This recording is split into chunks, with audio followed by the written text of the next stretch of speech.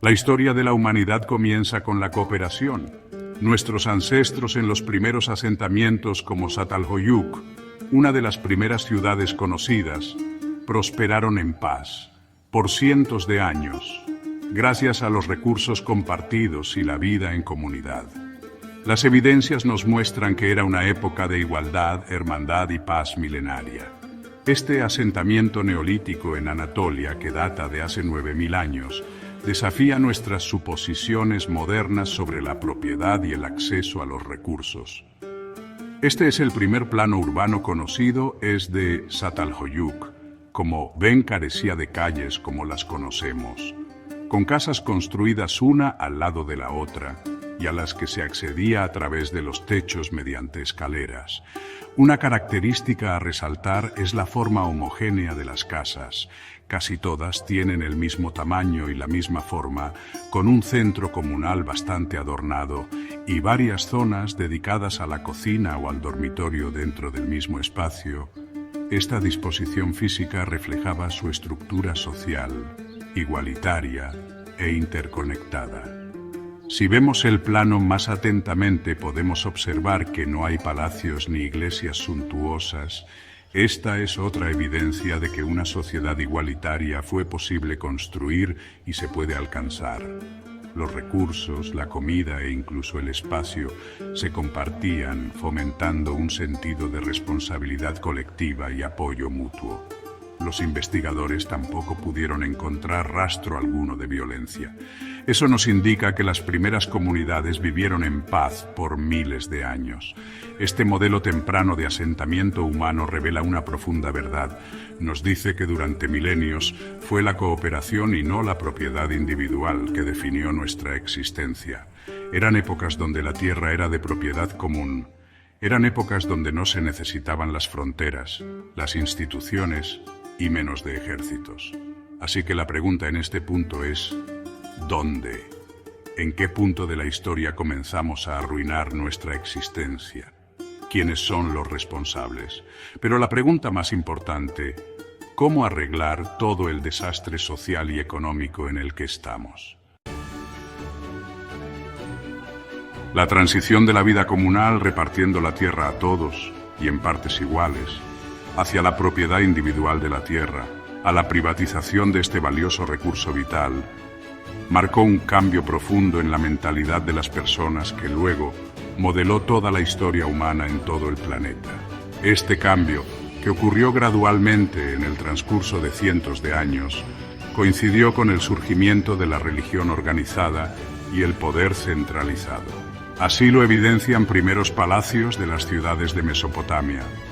Los sacerdotes, alegando autoridad divina, comenzaron a controlar la tierra, considerándola sagrada o esencial para las prácticas religiosas. Los reyes, buscando consolidar el poder y acumular riqueza, hicieron lo mismo, transformando la tierra en un símbolo de dominio y una herramienta de control. Así de a poco surgió el concepto de propiedad privada de la tierra. Tanto sacerdotes como reyes van otorgando derechos exclusivos a individuos e instituciones, a menudo a expensas del bien común. Este cambio de la administración colectiva de la tierra a la propiedad individual sentó las bases para todas las desigualdades con las que lidiamos hasta el día de hoy. Es desde ahí que a lo largo de toda la historia, que los imperios han surgido y caído, pero el papel central de la tierra en las estructuras de poder se ha mantenido constante. El Imperio Romano, un vasto dominio construido sobre la conquista militar, ejemplifica esta relación perdurable. La expansión romana se basó en la toma de tierras, su distribución entre ciudadanos y soldados leales, y la explotación y esclavización de las poblaciones conquistadas para el trabajo agrícola. Este sistema alimentó la riqueza y el poder romano, pero también sembró las semillas del descontento popular y la desigualdad generalizada. Siglos después, el colonialismo europeo replicó este patrón a escala global. Desde las Américas hasta África y Asia, Los colonizadores reclamaron vastos territorios, desplazando a las poblaciones indígenas e imponiendo sus sistemas de propiedad de la tierra, que explotan a millones y solo benefician a unos pocos. El legado de estos imperios continúa moldeando la dinámica del poder global y perpetuando las disparidades en la riqueza. Vemos con naturalidad e indiferencia lujosos edificios al lado de casuchas. Vemos con naturalidad cómo van subiendo los precios de los lotes y casas a niveles ridículos. Vemos a millones de personas con hambre y paralelamente existen millones de lotes baldíos por todo el planeta, millones de hectáreas sin usar. Vivimos en la era de la locura humana. Sin dudas es la época más oscura de toda nuestra historia. El movimiento de cercamiento, que cobró impulso en Inglaterra durante el siglo XVI, marcó otro punto de inflexión en la historia de la propiedad de la tierra y su impacto en las estructuras sociales.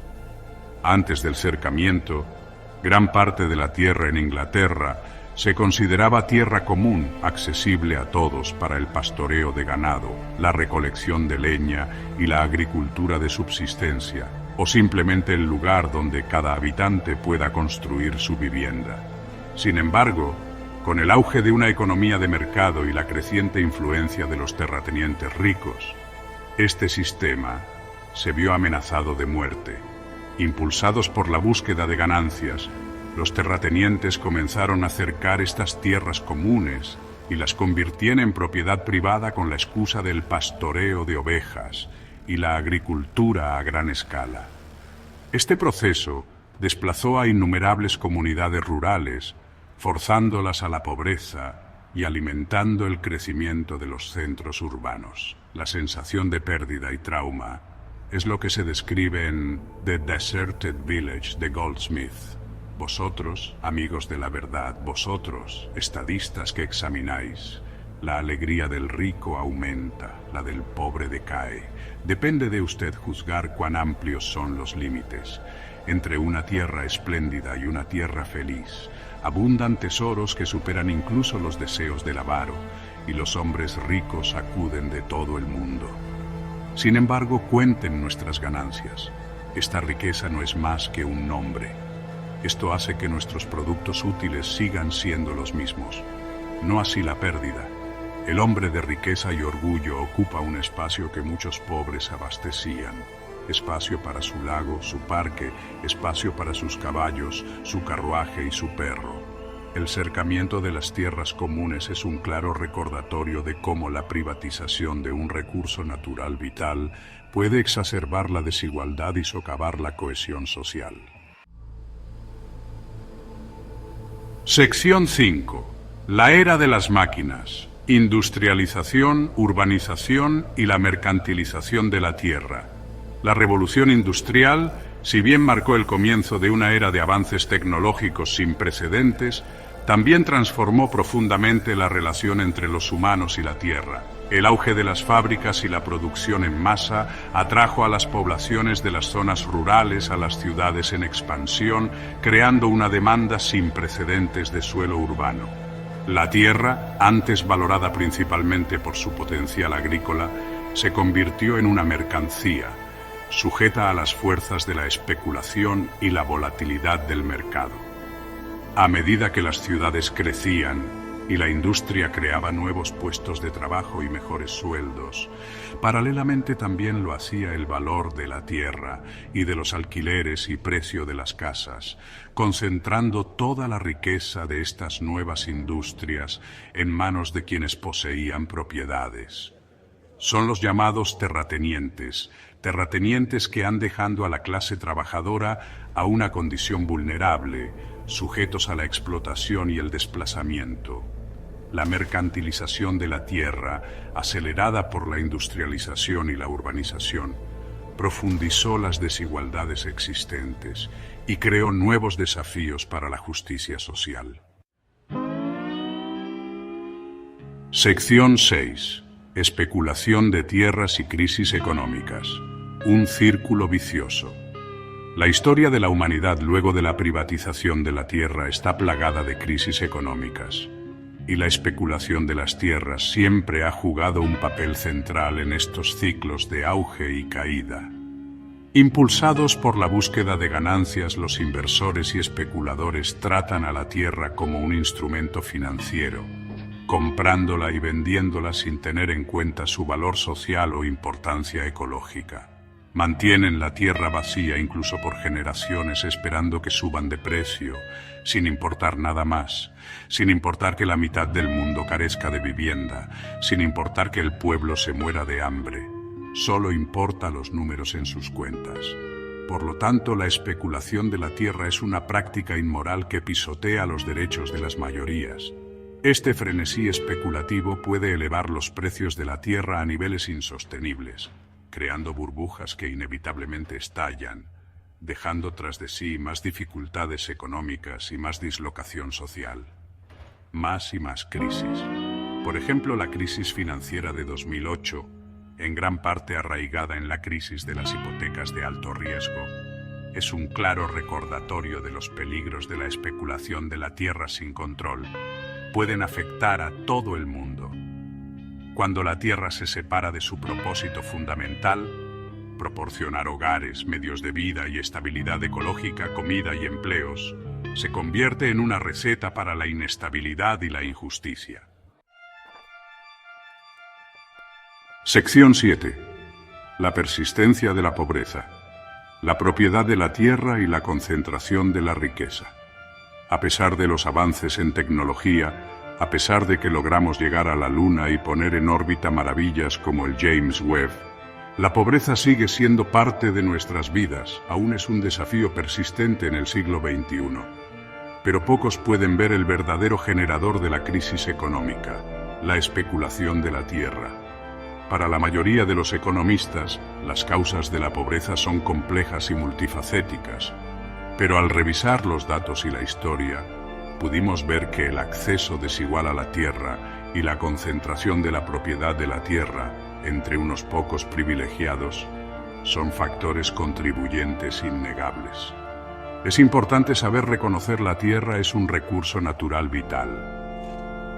Para muchas personas en todo el mundo, la tierra representa no solo una fuente de ingresos, sino también la fuente de sus alimentos, y el lugar donde construye su vivienda es un ancla cultural y espiritual. Por lo tanto, no puede ser vendida ni comprada. Sin embargo, las cifras son aterradoras. La mitad del mundo no tiene vivienda. Así se ha creado un mundo estancado económicamente, donde una mitad produce sin ganar y la otra mitad gana sin producir. Así millones viven en alquiler por generaciones.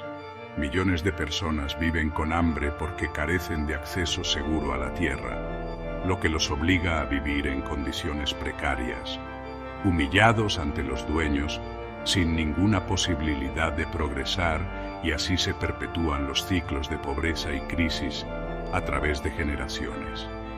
Abordar la pobreza requiere abordar las causas fundamentales de la desigualdad.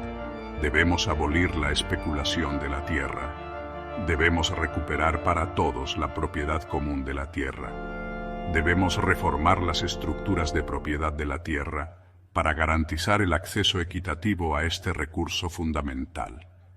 El reto consiste en hacerlo sin recurrir a la confiscación ni a la expropiación de la tierra. Sección 8. Reimaginando la propiedad. Un caso para la administración comunal de la tierra. A medida que nos enfrentamos a las crisis económicas en todas las naciones, interconectadas con la desigualdad, el cambio climático y la inestabilidad social, es esencial reevaluar nuestra relación con la tierra y considerar modelos alternativos de propiedad. El concepto de administración comunal de la tierra, arraigado en la sabiduría de las culturas indígenas y reflejado en el espíritu cooperativo de nuestros primeros ancestros, ofrece una alternativa factible y convincente al espíritu individualista que domina la sociedad moderna. La administración comunal de la tierra enfatiza la responsabilidad colectiva, la sostenibilidad a largo plazo y el acceso equitativo a los recursos.